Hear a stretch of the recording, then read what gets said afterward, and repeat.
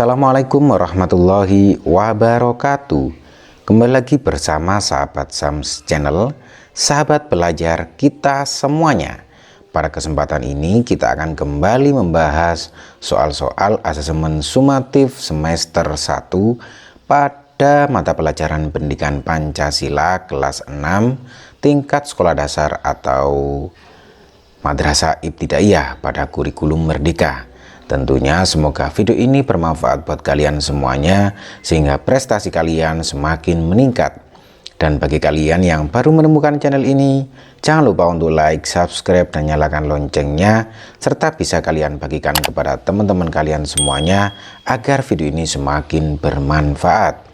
Baik, langsung saja kita mulai dari soal yang pertama.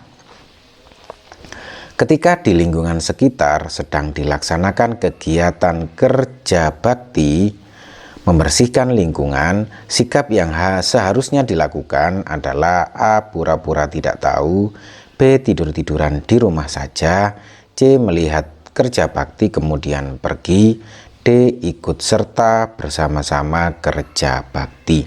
Ya, anak-anak semuanya, ketika di lingkungan kita itu ada kegiatan kerja bakti yang mana itu kegiatan yang bagus, kegiatan yang baik karena saling tolong menolong dalam membersihkan lingkungan kita, dan itu merupakan kewajiban kita bersama sebagai anggota masyarakat, maka kita harus ikut serta bersama-sama kerja bakti. Sehingga jawabannya adalah D, anak-anak semuanya. Selanjutnya soal nomor 2. Perwujudan pengamalan sila ketuhanan yang Maha Esa dalam kehidupan masyarakat adalah A. Bekerja sama dengan teman yang satu agama saja. Ini tidak boleh ya, karena kita dalam negara ketuhanan yang Maha Esa, negara Indonesia yang mengakui perbedaan beragama, maka kita tidak boleh bekerja sama dengan teman yang satu agama saja. Nah, ini bukan berarti. Kemudian yang B, tidak memaksakan seseorang untuk memeluk agama tertentu. Nah, ini kita tidak boleh memaksakan seseorang untuk memeluk agama tertentu. Ini benar, karena dengan memaksakan seseorang untuk memeluk agama tertentu berarti itu tidak baik, karena agama itu berhubungan keyakinan seseorang. Kemudian bekerja sama dalam segala hal termasuk hal keyakinan agama lah. Kalau kita bekerja sama itu harusnya dalam hal yang berkaitan tentang kehidupan sehari-hari, bukan hal keyakinan agama. Jadi ini salah, anak-anak ya. Kemudian yang D, menengok teman yang sakit jika berasal dari satu daerah lah, ini juga kurang bagus. Karena apa? Ketika kita menengok teman, ya teman dari manapun kita harus tengok, jangan dari berasal satu daerah saja, karena ini mengakibatkan perpecahan. Jadi yang paling benar, yang paling tepat adalah tidak memaksakan seseorang untuk memeluk agama tertentu, karena ini hal ada kaitannya dengan keyakinan seseorang yang dilindungi oleh negara. Jadi jelas jawabannya adalah B. Kemudian anak-anak semuanya, kita ke soal nomor 3.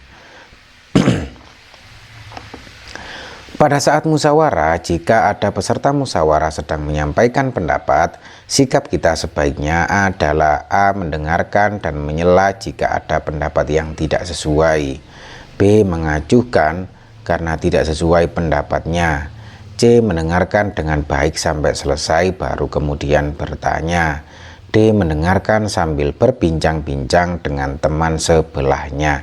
Ya, anak-anak semuanya, pada saat bermusyawarah, jika ada peserta musyawarah sedang menyampaikan pendapat, maka sikap kita harusnya ya mendengarkan dengan baik sampai selesai baru kemudian bertanya.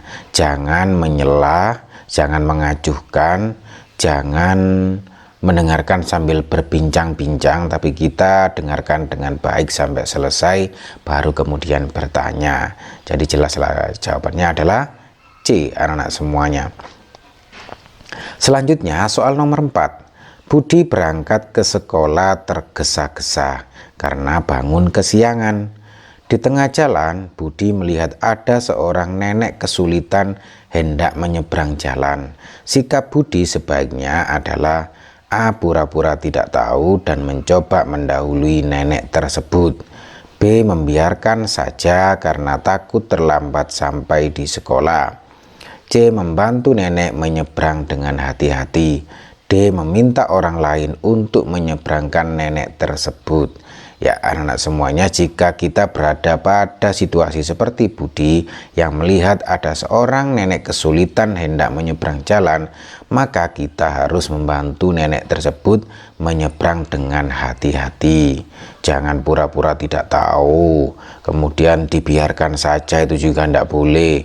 Kemudian kalau kita bisa, ngapain meminta orang lain untuk menyeberangkan nenek tersebut, karena kita bisa. Jadi jawabannya adalah C, anak-anak, yang paling tepat. Berikutnya anak-anak semuanya, kita scroll ke atas untuk soal berikutnya, soal nomor 5 ya. Aturan atau kaidah yang mengatur perilaku manusia berupa perintah, larangan, dan sanksi disebut A. Norma, B. Hak, C. Sanksi, D. Kewajiban.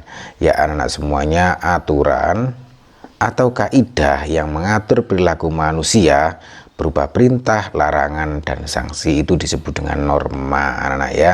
Jadi jawabannya adalah A. Ini perlu kalian ingat-ingat, barangkali keluar di soal ujian semester 1 kalian semua. Baik, berikutnya anak-anak semuanya, kita ke soal nomor 6. Ideologi dasar negara Indonesia dan menjadi landasan keputusan bangsa Indonesia yang mencerminkan kepribadian bangsa dan sebagai dasar dalam mengatur pemerintahan negara adalah A. Pancasila, B. Perbub, C. Pergub, D. Perpres.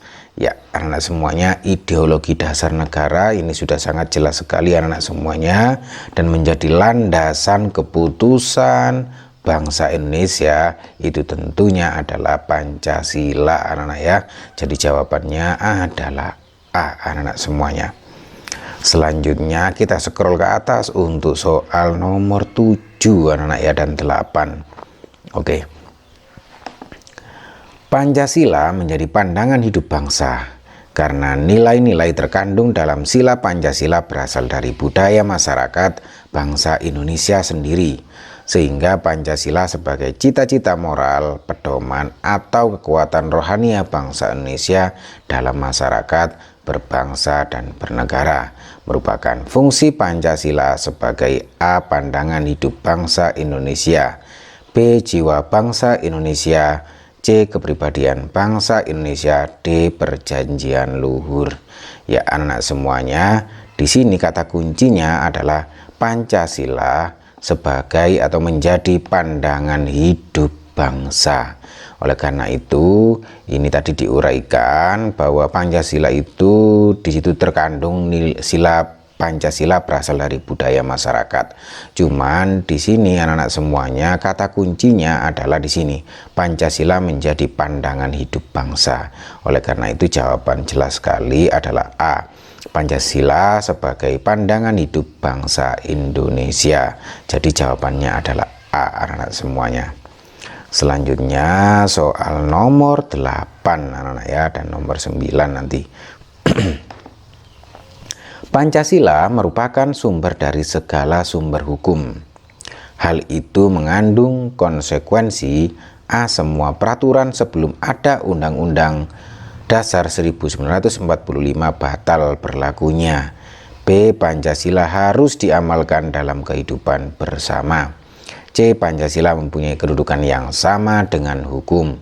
D. Semua peraturan perundang-undangan tidak boleh bertentangan dengan Pancasila. Ya anak-anak semuanya, di sini kata kuncinya adalah Pancasila merupakan sumber dari segala sumber hukum. Lah itu mengandung konsekuensi bahwa semua peraturan perundang-undangan tidak boleh bertentangan dengan Pancasila. Jadi jawabannya adalah D, anak-anak semuanya. Selanjutnya soal nomor 9. Norma ini dikemas dalam bentuk undang-undang dan memiliki sifat tertulis serta memaksa. sehingga akan ada sanksi hukum yang diberikan jika melanggar norma ini adalah norma A agama, B kesopanan, C kesusilaan, D hukum. Ya anak-anak semuanya, karena di sini adanya sanksi hukum kemudian bersifat tertulis dan memaksa, maka ini merupakan norma hukum anak-anak ya, sehingga jawabannya adalah D.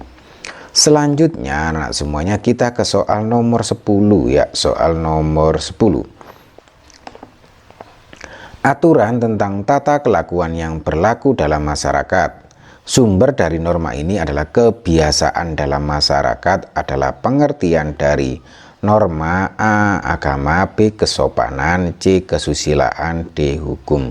Ya, karena di sini anak-anak semuanya sumber dari norma ini adalah kebiasaan dalam masyarakat, maka ini pengertian dari norma kesusilaan anak-anak ya. Jadi jawabannya adalah C. Selanjutnya anak-anak semuanya kita scroll ke atas untuk soal nomor 11 ya. Pancasila lahir bersamaan dengan lahirnya bangsa Indonesia sebagai ciri, sikap, dan tingkah laku bangsa Indonesia sebagai pedoman atau pegangan pembangunan bangsa dan negara agar berdiri dengan kukuh, merupakan fungsi Pancasila sebagai A. pandangan hidup bangsa Indonesia, B. jiwa bangsa Indonesia, C. kepribadian bangsa Indonesia, dan D. perjanjian luhur. Ya, anak-anak semuanya di sini kata kuncinya bahwa Pancasila bersamaan dengan lahirnya bangsa Indonesia sebagai ciri, sikap, dan tingkah laku. Lah ini merupakan fungsi Pancasila sebagai kepribadian bangsa Indonesia.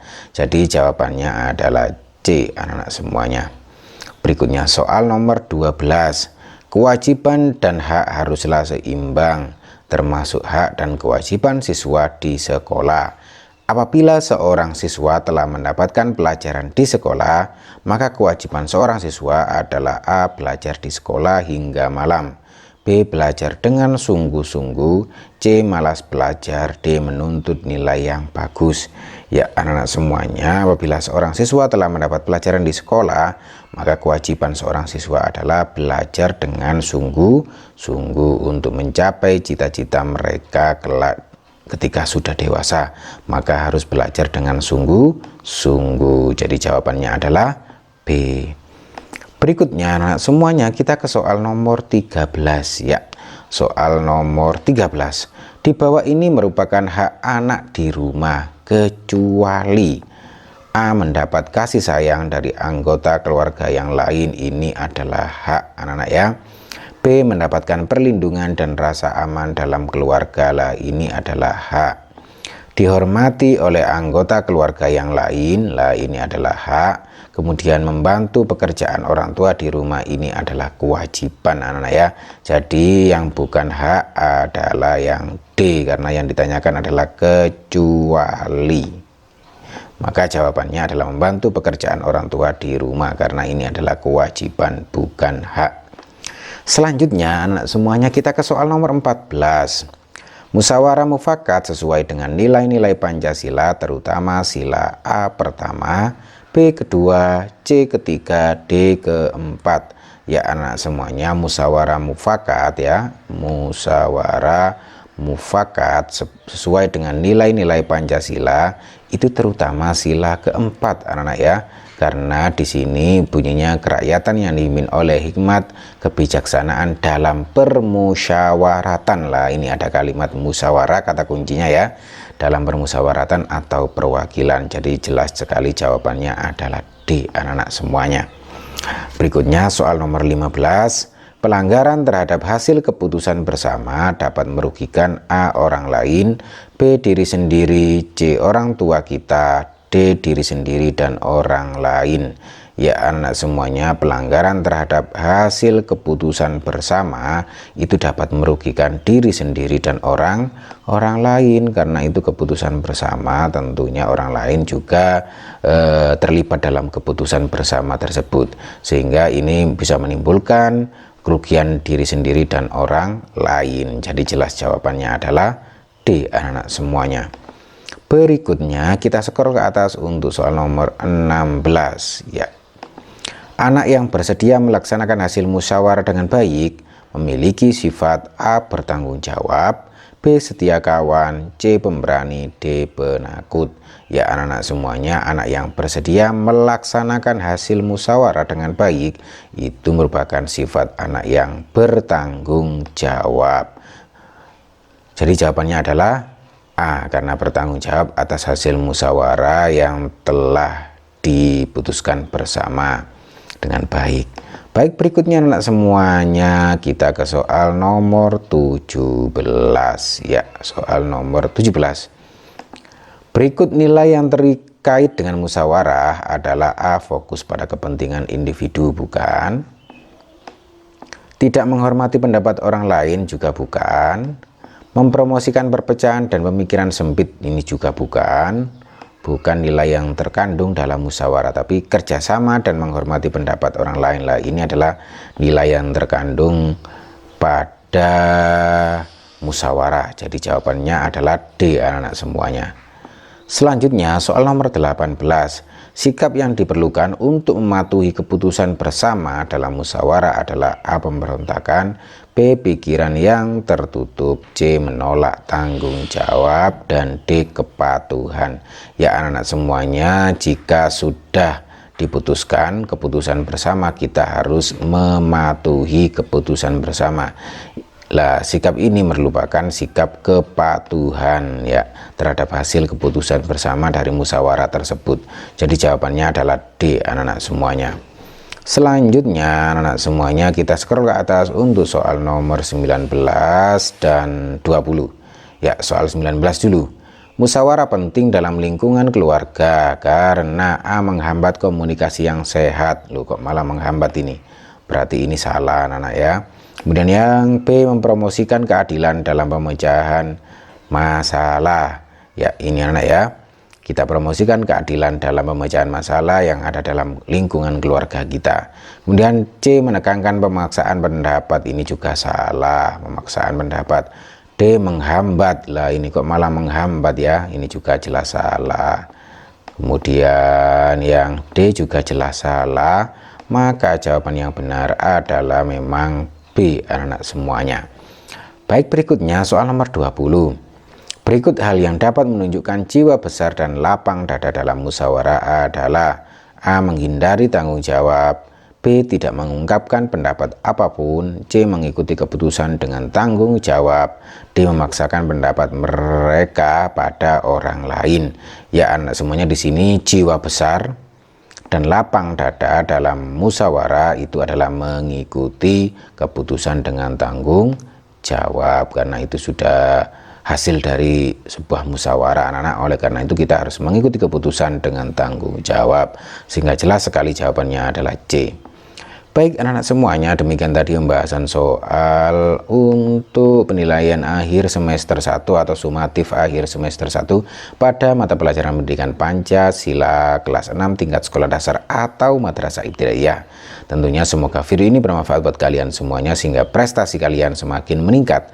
Dan bagi kalian yang baru menemukan channel ini, jangan lupa untuk like, subscribe, dan nyalakan loncengnya, serta bisa kalian bagikan kepada teman-teman kalian semuanya agar video ini semakin bermanfaat.